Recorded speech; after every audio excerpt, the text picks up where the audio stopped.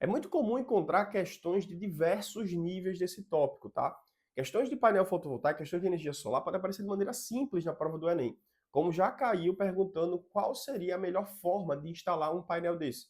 E a gente sempre lembra que a maior eficiência que você vai encontrar é instalando esse painel perpendicular aos raios de luz.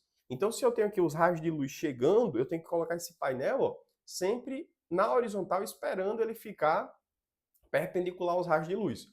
Mas pode existir algum ponto da Terra que, no momento específico do ano, os raios não estão chegando perpendicular. Então a gente precisa fazer um ajuste de inclinação dessa placa para acomodar melhor esse raio chegar perpendicular a essa superfície. Então é um tópico bem simples que já apareceu.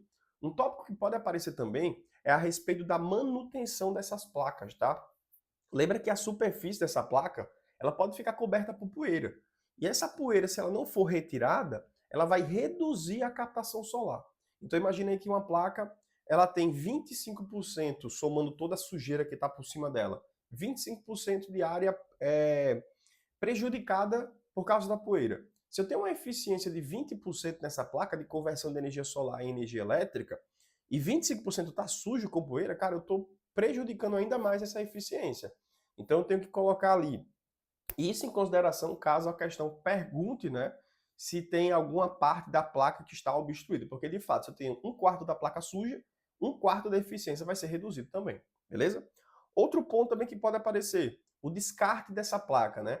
Lembrando que hoje o maior problema que estamos relacionando com a parte de energia solar é basicamente o lixo provocado por essas placas. Claro que as empresas, elas precisam ter um consumo consciente, né? Não é só vender, tem que receber também, tem que existir pontos de coleta para daqui a 10 anos, quando essas placas precisarem ser trocadas, fazer uma manutenção específica delas, ter um lugar de descarte para a gente não jogar em lixo comum, por exemplo. Beleza? É um tópico pertinente também. E o último ponto de questões teóricas sobre painel fotovoltaico que vale muito a pena a gente discutir é o tópico de como essa placa de fato funciona. E aí a gente entra num conteúdo que não é comum na física do Enem, tá? Que seria a física moderna. Mas já caiu sim perguntando sobre esse funcionamento. E a gente tem que lembrar que o funcionamento de uma placa fotovoltaica se baseia no princípio do efeito fotoelétrico. Justamente esse efeito que foi descoberto ali por Albert Einstein, que o Einstein conseguiu inclusive o Nobel de Física naquele ano, né? E o que é que seria isso? O efeito fotoelétrico é você adicionar, incidir uma luz, uma energia radiante tão intensa, capaz de remover elétrons de uma placa metálica. Quando a gente remove esses elétrons podem ser usados, por exemplo, para uma corrente elétrica, né? Um circuito de fotoelétrons. E a gente consegue fechar um circuito e produzir energia elétrica. E a pergunta que o Enem fez foi muito capciosa. Ele perguntou a seguinte coisa: no exemplo do painel fotovoltaico e no estudo da energia extraída a partir de luz, no efeito fotoelétrico, ele trazia o nome, efeito fotoelétrico, nós temos a conversão de que energia em qual outra energia. E a gente já estudou aqui um modelo de questão de energia que era a conversão de energia, só que era dentro do painel fotovoltaico. E a explicação da energia era energia radiante ou energia eletromagnética ou energia luminosa em, aí vem um ponto, energia cinética. Pô, Daniel, como assim energia cinética? Lembra que o efeito fotoelétrico é você incidir energia luminosa, energia radiante, energia eletromagnética, que é uma placa metálica, e essa placa ejetar elétrons. E os elétrons saem o quê? Em disparada, saem com o movimento. Então, a energia que fez aqueles elétrons se moverem foi justamente a energia que ele recebeu ali dessa fonte de luz. Então, energia radiante incide sobre a placa e os elétrons são ejetados, energia cinética. Por isso que a resposta da questão era energia radiante em energia cinética. Aí vale lembrar que quando a gente usa um painel fotovoltaico que não só olha para o fundamento do efeito fotoelétrico, lembra que essa energia cinética da movimentação desses elétrons ainda vão gerar energia elétrica, né? Porque o sistema fica fechado e ali vai.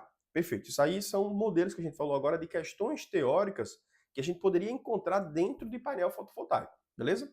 E Daniel, e as questões matemáticas e as questões que possuem cálculo? Aí vamos lá, a gente vai precisar de uma interpretação um pouco minuciosa, vai precisar ler com muita calma, porque alguns termos eles podem se confundir no meio de um texto que tem muita informação e é muito curto, como esse aqui da questão 14 do Enem 2021. Vamos ler aqui? Olha só.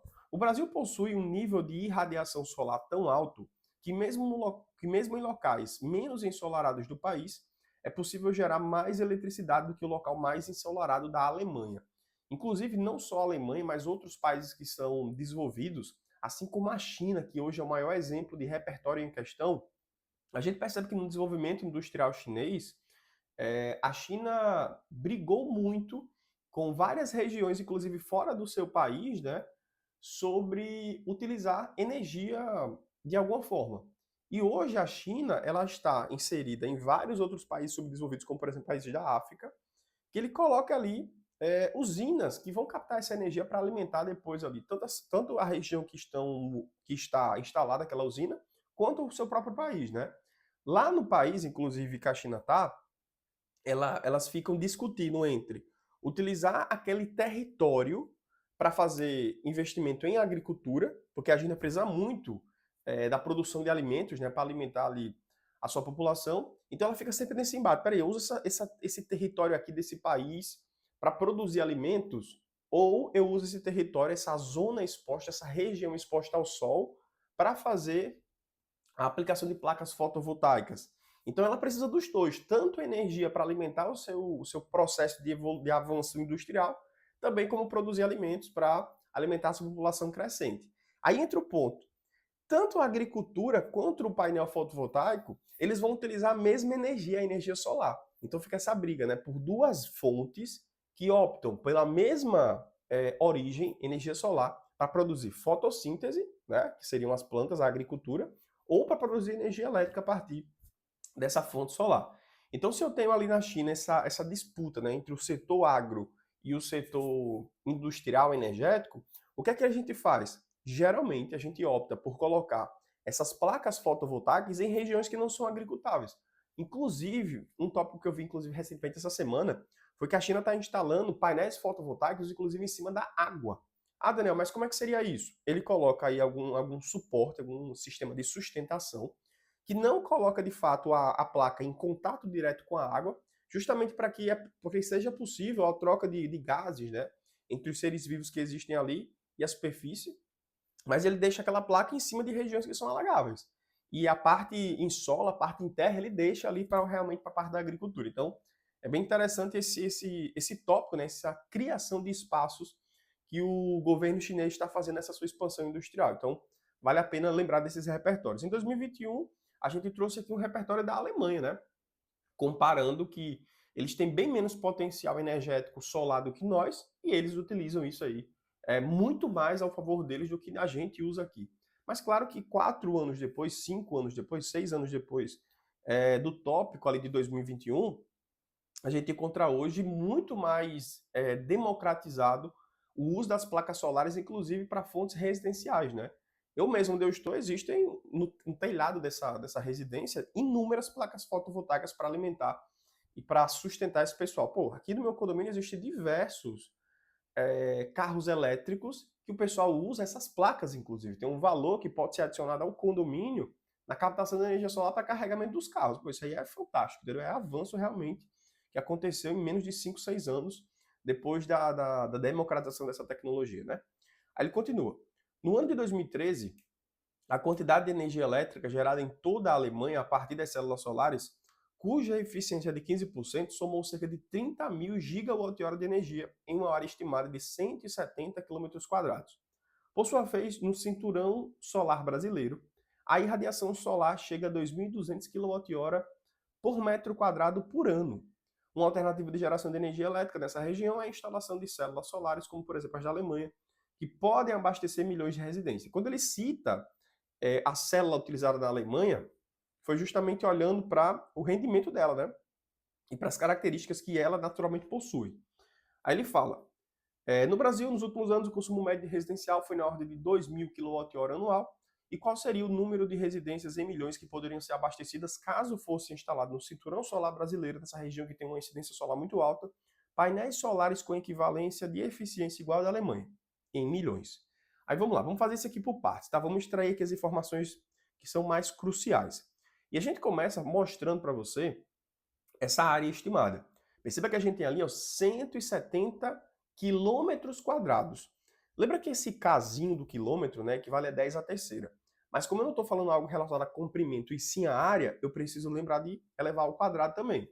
Então 10 à terceira ali ao quadrado, né, a gente soma, melhor, multiplica ali os expoentes e fica o valor de 10 à sexta. Então a gente tem ó, essa área, 170 quilômetros quadrados, equivalendo a 170 vezes 10 à sexta metros quadrados. Beleza, primeiro ajuste que a gente olhou aqui nesse texto, né?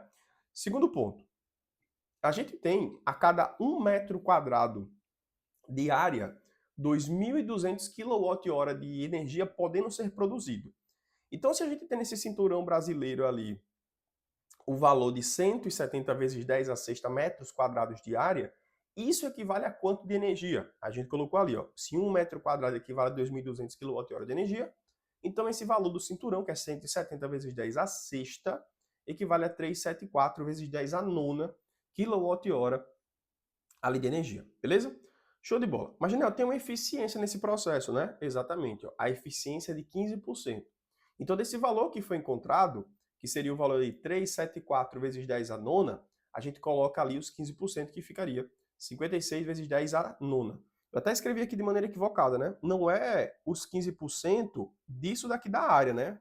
É os 15% disso aqui, ó.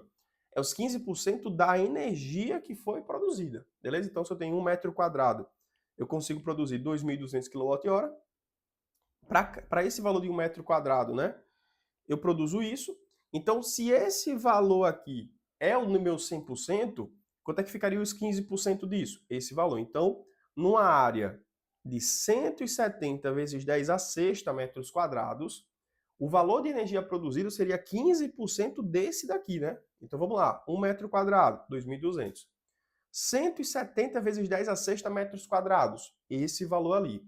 Só que esse valor, com uma eficiência de apenas 15%, ficaria quanto? 15% disso. 56 vezes 10 a nona kWh de energia. Então, essa é de fato a energia real que vai ser produzida nessa usina, nessa placa. Aí perceba que ele falou, né?